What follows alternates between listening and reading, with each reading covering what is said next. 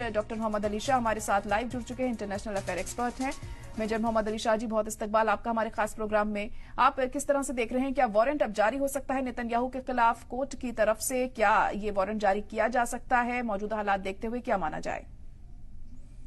जी ज़ारा जी, देखिए, international court of justice में जब साउथ अफ्रीका ने अपील किया, क्योंकि वेस्ट बैंक में और गाजा पट्टी में नेतन्याहू ने जो जिस तरीके का एक जेनोसाइड बोला है और 34,000 लोग मासूम मजलूम का वो कत्लेआम को मौत की घाट उतारा है। अब इंटरनेशनल कोर्ट ऑफ जस्टिस भी कंसिडर कर रहा है कि वो एक अरेस्ट वारंट निकाले, और अगर वो अरेस्ट वारंट निकालता है तो जाहिर सी बात है, तो फिर अरेस्ट करना ही होगा कैसे तैसे। मगर अरेस्ट करेगा कौन और कैसे करेंगे? नेतन्याहू के साथ साथ उन्होंने डिफेंस मिनिस्टर योव गैलेंट और chief of staff Herzi Halevi का भी कंसिडर कर रहे हैं कि वो अरेस्ट वारंट जारी करें। अब नेतन्याहू ने अभी कुछ दिन पहले ही कहा था कि जो ICC international court of justice की जो कार्रवाई है वो कि ऐसे वो स्कॉफ किया था उसके बारे में कि भाई ये बकवास हो रही है, ये इतना डेंजरस प्रेसिडेंट नहीं सेट करेंगे जहां पे एक मुल्क के हेड ऑफ स्टेट को अरेस्ट किया जाए। तो ऐसा नेतन्याहू ने कहा था।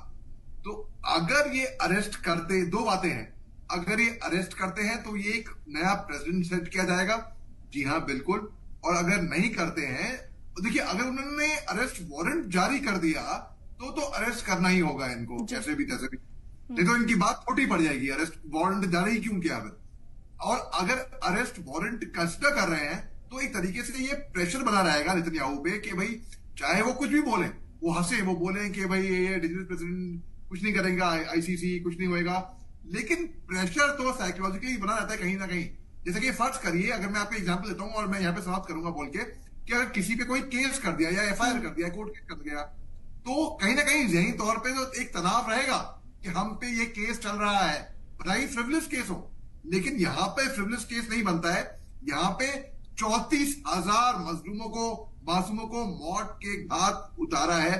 तो बिल्कुल इसमें तो अगर आईसीसी इनके खिलाफ वारंट इश्यू करता है तो फिर ये, क्योंकि इन्होंने भी एक डेंजरस प्रेसिडेंट सेट किया है नेतन्याहू ने, आज तक इतिहास में कहीं नहीं हुआ। 34,000 लोगों का खात्मा एक साथ बेरहमी से हो जाए त्योहारों के टाइम, ना कभी नहीं हुआ। रमजान के मुकद्दस महीने में, ईद पे ऐसी तबादुल हमले कहीं नहीं देखे हमने, कहीं पे भी। जी जाहिर तौर पर। और ऐसे में मोहम्मद अली शाह जी, क्या लगता है नेतन्याहू की दिक्कतें कितनी बढ़ सकती हैं अगर वारंट उनके खिलाफ जारी किया जा सकता है? क्या गिरफ्तारी हो सकती है उनकी?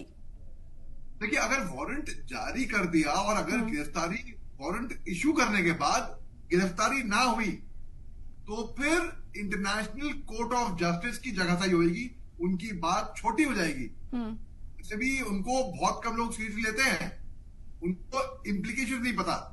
लेकिन अगर वो वारंट जारी करते हैं और अरेस्ट नहीं होता है तो इंटरनेशनल कोर्ट ऑफ जस्टिस की ही इसमें जगहसाई होगी। तो या तो वो इंटरनेशनल कोर्ट ऑफ जस्टिस या तो वो वारंट जारी ना करे, ताकि अगर वो उनके इरादे है नहीं कि प्रेशर डालने के हैं तो वो इतना प्रेशर बना रखें कि हम कंसिडर कर रहे हैं, हम वारंट डालेंगे, अभी करेंगे, वो करेंगे, इस तरीके से वो डिले करते रहें। लेकिन जिस तरीके से नेतन्याहू ने मौत के घाट उतारा है, अमेरिका में प्रोटेस्ट हो रही है, अमेरिका के यूनिवर्सिटीज में प्रोटेस्ट हो रही है कि भाई वो लोग जो प्रो पैलेस्टीन प्रोटेस्ट कर रहे हैं वो ऐसा नहीं है कि पैलेस्टीनी को फेवर करते हैं, वो इंसानियत का पक्ष रखते हैं, क्योंकि लोग देख रहे हैं कि जिस तरीके के जुल्म हुए हैं तो जी बिल्कुल, जाहिर तौर पर इंसानियत के ये लोग पक्ष रखते हैं। और ऐसे में अगर उनके खिलाफ वारंट जारी होता है नेतन्याहू के खिलाफ, तो ऐसे में क्या वो अपने बचाव में क्या कुछ करते हैं, देखना अहम होगा। फिलहाल बहुत शुक्रिया आपका हमारे साथ जुड़ने के लिए।